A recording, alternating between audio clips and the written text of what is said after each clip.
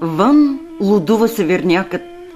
Той свири в комините стародавни напеви и прави нощта срещу Коледа, бъдни вечер, още по-загадъчна, още по-примамлива. Низала историята празниците като броеница, нижали се в народния календар обичаите и прикътвали челетта към бащиното огнище. В топлите удаи шетат сръчни невести, с майсторство и вещина ваят обредни хлябове с изображението на нивата и лозето, на кошарата, на орача и ралото. И докато още стои тестото по ръцете й, стопанката на къщата отива в градината, за да докосне плодните дървета, плодове да се раждат. После и при кошерите отива, мед да има, а ръцете се измива върху корените на лозата, виното като вода да тече.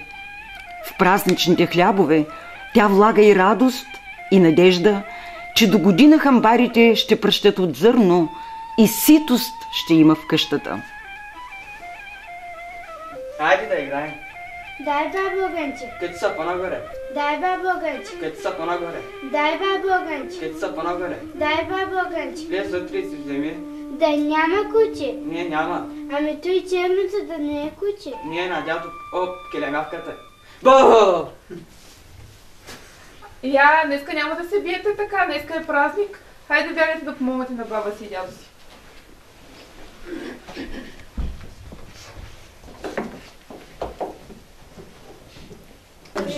Бабо, и аз искам да мисля. Добре, баба сега ще ти даде, ти ще направиш кравайчетата за коледарите, ще направиш и агънцата за пизата. Ама вие там, като правите манчите, гледайте да ме присолите. Няма. Сложих и сол, и чубрица, и опите. Много хубави са станали раките. И пиленцата ще станат. Ще стане. Да ги направим манчите, че и сега ще мръкни. Мъжете ще додат и трябва да правим трапезата. Ето го и бъдника. Носи го най-младия мъж в къщата, на дясното си рамо. За бъдник трябва дъбово дърво, защото е дълголетно.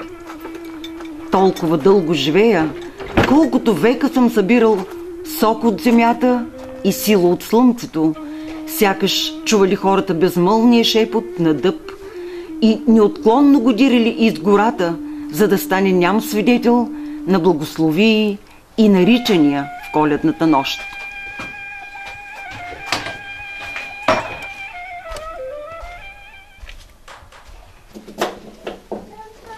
Славите ли умата Бога? Славиме. Добре си дошъл. Добре си дошъл. Аз вкъщи и Бог с мене. Амин, дай Боже. Амин, дай Боже. Ти откъде отсече бъдника? От генето го отсяках. Меше, докато го носех на земята не опре. Чичо, какво е това меше? Мешето е дъб, най-здраво дърво. Ще го сложим до вечера в нашата камина да държи огъня цяла нощ, защото тази нощ огъня не трябва да угасва, за да е светло на Света Богородица. И трябва да гори и до Йорданов ден, да се множат пиленцата, пчелите и да има берекет вкъщи.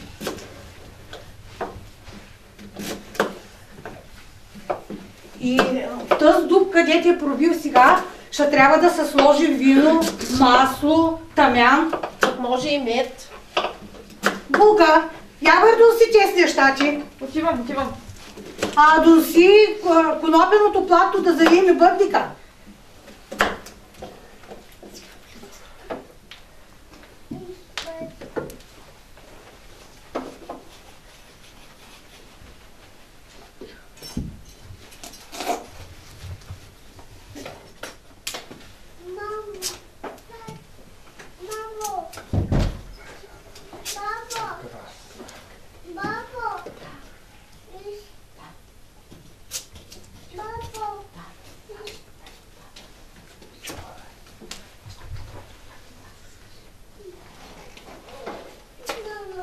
Ама и още не сте готова.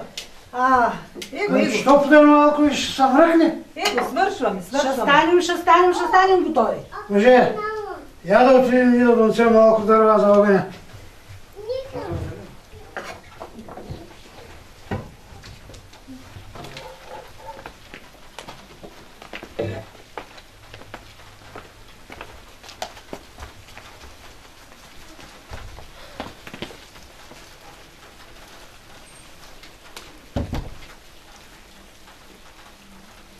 Ще го цеха, Свидеро. Защо искаш да го отсечеш? Защото не ражда нищо. Остави го, то от сега ще ражда. Ще го цеха, Свидеро, ей. Защо искаш да го отсечеш? Абе, защото нищо не ражда. Остави го, то от сега ще ражда. Ще го цеха, Свидеро. Защо искаш да го отсечеш?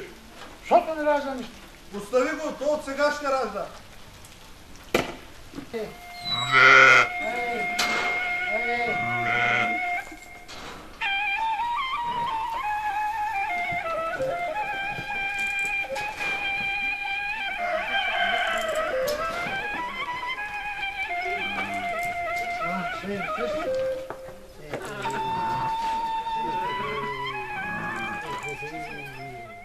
Булка, я вари да си лемежа, че тази вечер трябва да прикадим. Отивам, мама.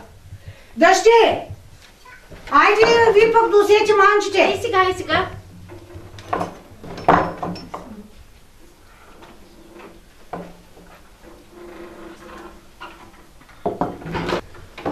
Донсети вино, донсети лук, чесън, орехи, ушав. Да забравите и мед. Няма. Ти, дъще, я ми подай тук игнажденската свеж. Игнажденската свеж са пали 3 пъти. На Игнажден, на Бъдни вечер, тъс вечер и срещу Василив ден на Нова година.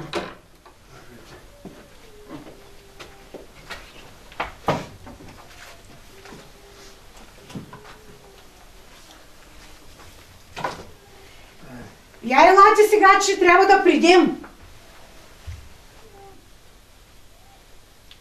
Айде сега другия.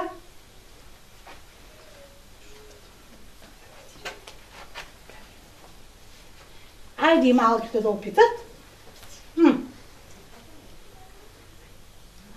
Дай сега на мене, че аз сега ще откъсна един конец. И този конец утре ще го занеса на кошерите. Да се въртят пчелите наоколо, че да бягат надалеч. Сега да направим и трапезата. Синко, иди да учи чула с сламата. Отивам. Булка, ти пък дай трапезника. Ще го дам.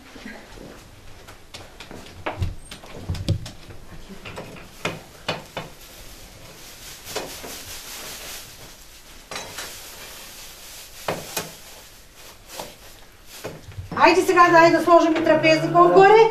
Айде. И аз сега и възглавниците да наредим. Айде сега да сложим тук сега и възглавниците. Само да не забравим нещо. Боба. Я Боба да сложим. Въгленчета. Въгленчета. Нали ще прикадим да го и вино. Нещо да не забравим. Чесъна сложим. Чесъна, его и лука. Всичкото. Като останата го ще го сложим. И орехите. И гледайте. Гозбите трябва да са личето число. Айде сега да ги, вижте ги. Толкова са. Толкова. Айде, тук. Отче наш, който си на небесата, да се свети Твоето име, да дойде Твоето царство, да бъде Твоята воля, както на небето, тъй и на земята. Насъщния ни хляб дай ни днес и прости нам дълговете ни, както и ние прощаваме на длъжниците си, и не въведи нас в изкушение, но избави ни от лукавия. Дай да го прибера, че става за болести.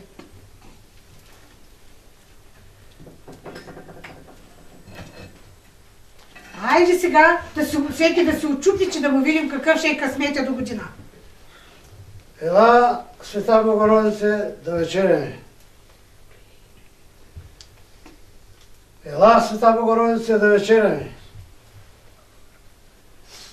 Ела, Света Богородице, да вечеряме. Ето и парче за Света Богородица. Я да видим сега. Айде всеки сега да се отчупи, че да му видим късметя какъв ще е до година. Айде. Я да видя аз сега, я. На децата е най-голямо, техния късмет, че е най-голямо. Сега ще ви раздам от Игнажденската пита. Едното е късмет от Бог, а другото ще го нарека. На тебе давам воловете. Господи, здраве да те дава. На тебе давам овцете. Бива. Сири ли ще ви правя? На тебе давам конете. Да жив здрав. На тебе давам зайците. Хубаво, да си жив и здрав. На тебе давам козите. Става. На тебе давам кокошките. Да си жив и здрав. А на малките зайченцата и пиленцата.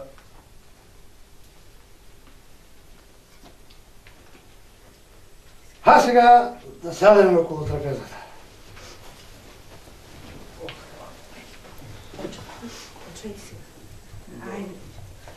И никой няма да става, само стопанина може да става.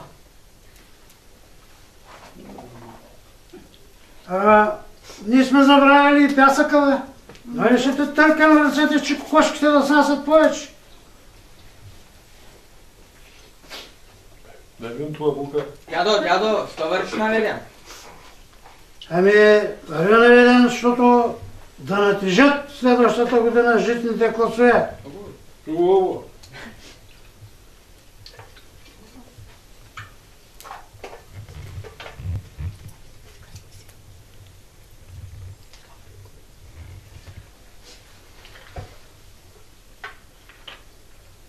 Сега всеки ще си вземе по един орех, да видим през следващата година на кого какъв ще е късмета.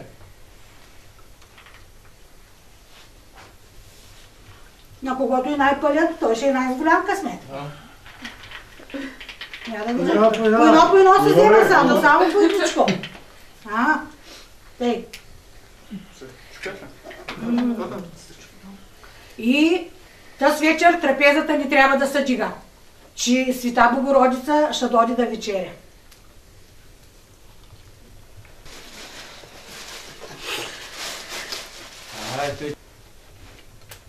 Лука, я дай да пробваме виното. Убаво. Я да видим. Айде, бата, и на тебе.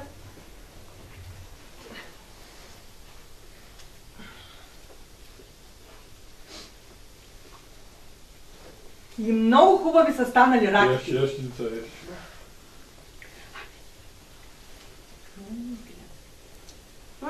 И пиленцата са много хубави. Празниците са скъпи пратеници на вековете, неподвластни на забравата.